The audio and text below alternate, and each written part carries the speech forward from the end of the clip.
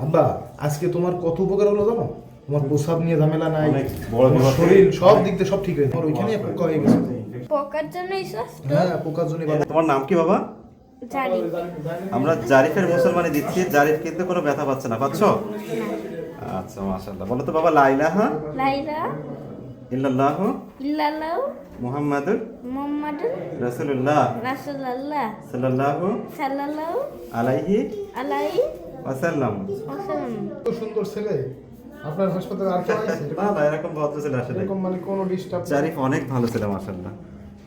জারিফের সুরসুর লাগতেছিল না বাবা? হুম। দেখেন ভাই, ওর কি পরিমাণে ইনফেকশন হয়েছে, টোটাল পেনিসে।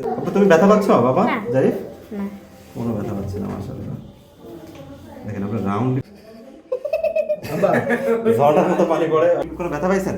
না ও খুব হাসি খুশি, মাশাআল্লাহ। ওর কোনো ব্যথাই লাগে নাই, কান্নাকাটি করে নাই। প্যান্ট পরাইতে পারবো? হ্যাঁ।